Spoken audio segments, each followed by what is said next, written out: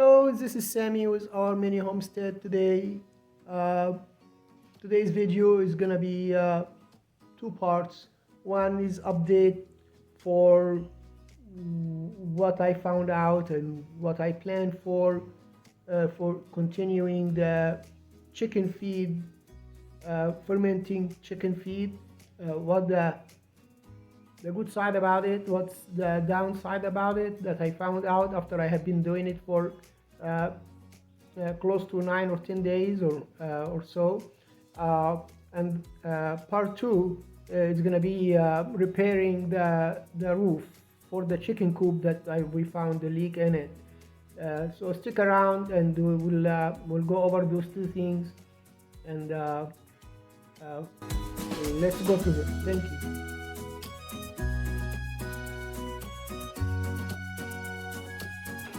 The fermented chicken feed that we've been doing for a while now. I was doing after I did the first day, one day, and make sure they finish it in one day. 3 pounds of feed in the bucket and fermented, cover it with water. If you have not watched that video, I will recommend you go back and watch it. I will put it up in the screen. And so since I found out that the chicken are finishing the 3 pounds every day, I've been doing 3 buckets, and so this is the bucket this one is the one that I'm gonna give it to them today. So I will drain it as I showed you in here, and then this bucket move here, this bucket move here, this one gets refilled and move to the back, and so forth. That's what I've been doing.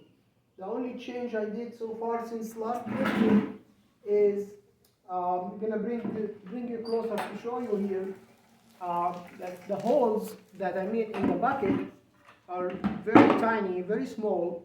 And that was a good thing because some small particles in the feed, like the wheat bran, will fall out if the holes were bigger, but it makes the draining a lot slower, especially the holes that's on the side get plugged in when you put both feeds together, both buckets inside each other. The lower bucket closes these holes. So what I did for that is I have a piece of 3-inch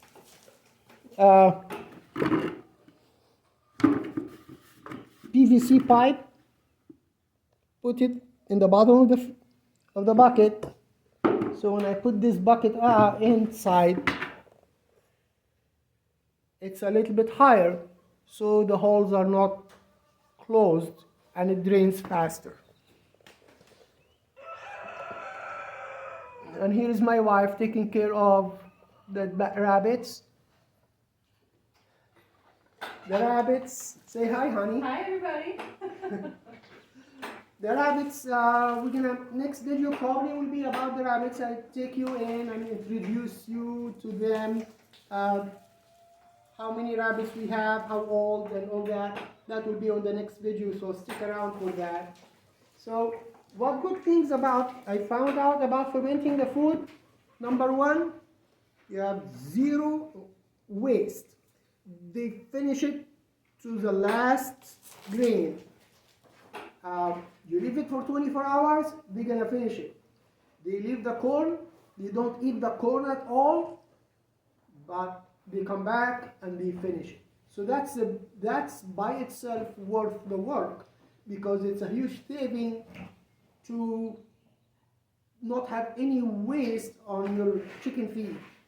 All other benefits that we discussed in the original video are,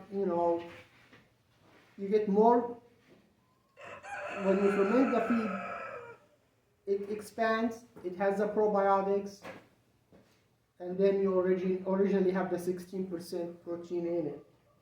One thing I forgot to mention on the mixing your own feed, that the millet I use is whole millet, so it has a higher protein than the unhulled millet. The unhulled millet is animal feed and it has 9% protein. The whole millet, which is not just for animals, it's just millet. It has up to 17% protein in it. So that's one thing I forgot to mention. So that's about what's good about fermenting chicken feed. The downside is work. You have to add at least 15 to 20 minutes a day in your chores. Makes it draining, taking it, dump it to the chicken, and doing the new batch. You have to wash the buckets and clean them. This feed sticks to the bucket, so it's kind of work to clean it. So it is more work.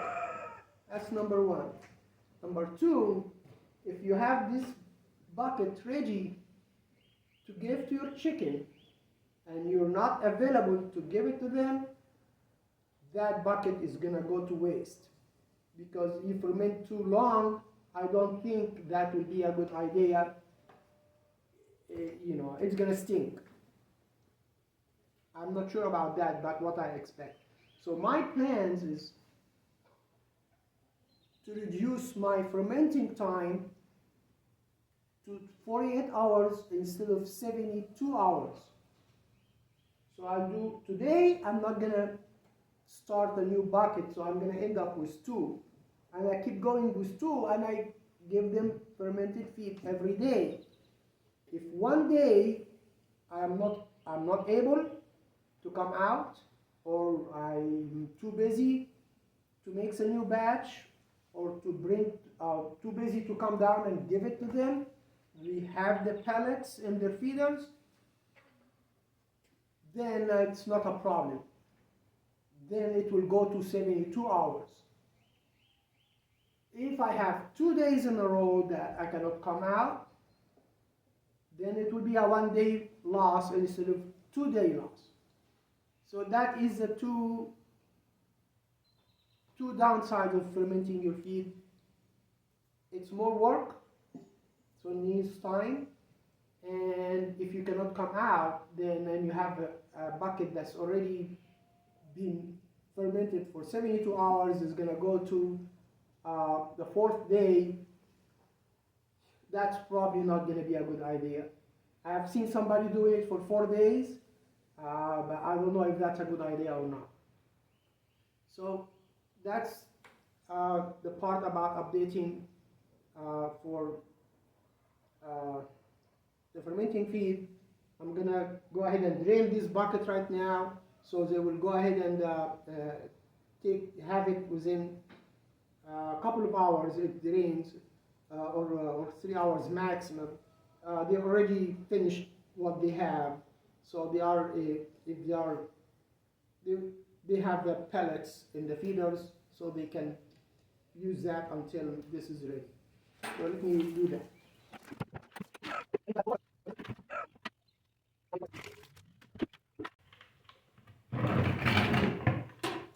Cover it until it's completely drained. Take that bucket to wash it immediately so it doesn't get harder. And that's about it. So stick around for repairing the roof for the chicken coop.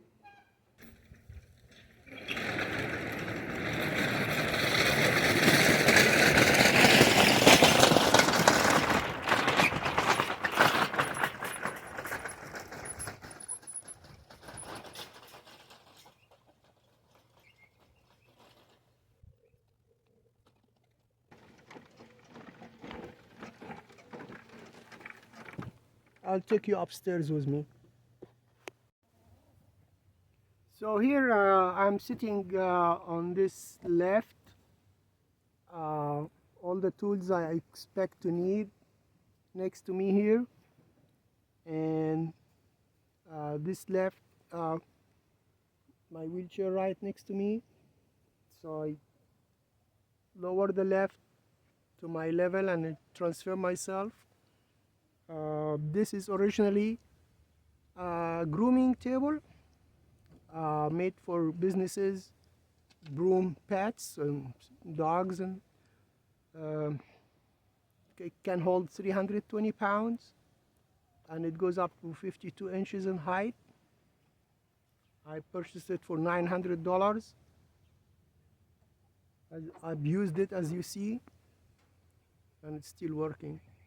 It probably saved me $9,000 or more in hiring people to do work that I think I can manage. So the way it works, it's connected to electricity. It's plugged in. I have extension cord run from the shop, and it has a stick. I have a stick. So instead of using the pedal by foot, I just press on it. It goes up.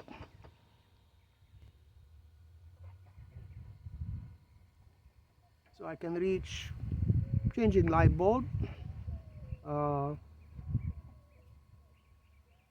whatever, you know.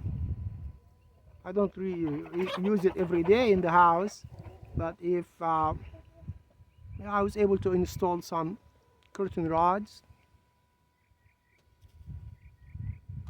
but I used it to go up as much as I want, up to the maximum. And then I make sure I don't lose my stick so I can come down. So here we're up, and here is the roof. I have a silicone. I purchased something that excellent flexibility, freeze and sun proof. So with the heat, it's flex, and in the freeze, so hopefully it will hold. I figured out that looking at the screws that I don't have a problem with the screws, but there is a bend in the metal, and with the heavy rain it was too much water that built up and caused the water to go between the two sheets of metal. I used leftover metal from building the shop. I did not build the shop nor the carport. That's not for me. But those I told the guys to just leave the leftover. I used them to do the roof for this one and the large coop. But this one was smaller pieces, so I have to just make it work. That's how I do work. And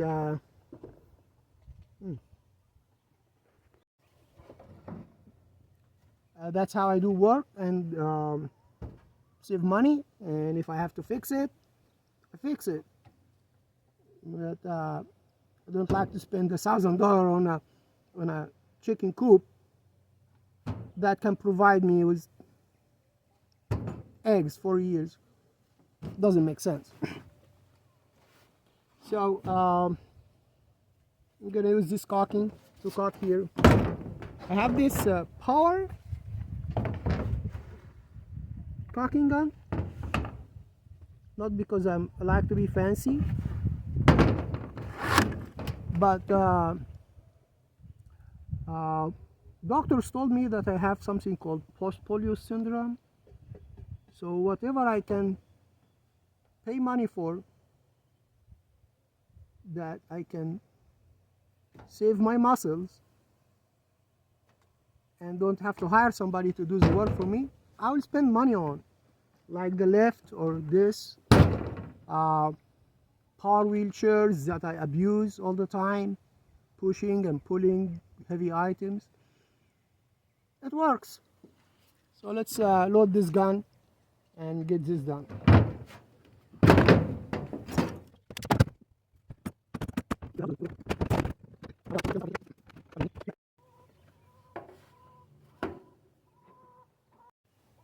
So I guess the camera didn't record the part when I applied the silicone.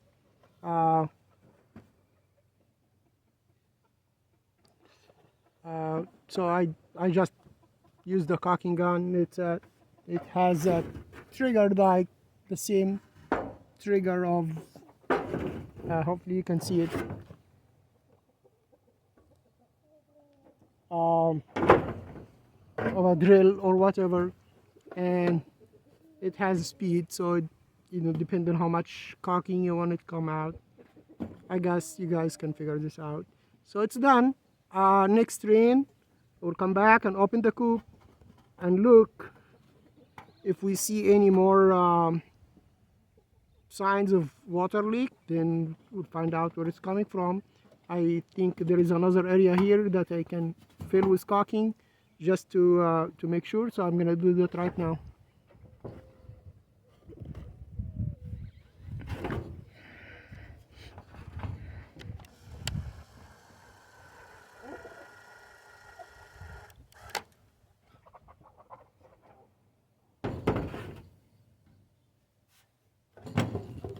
And that should work.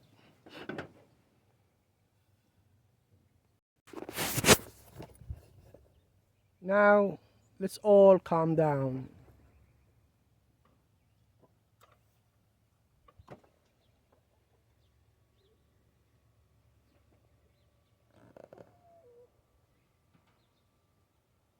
God's given land.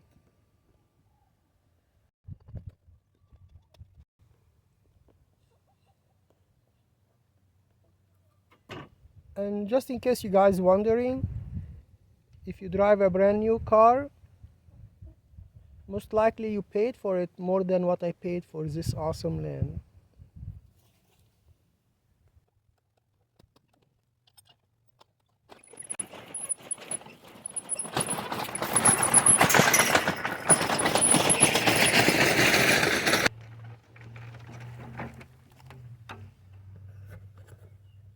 Let's call it a day.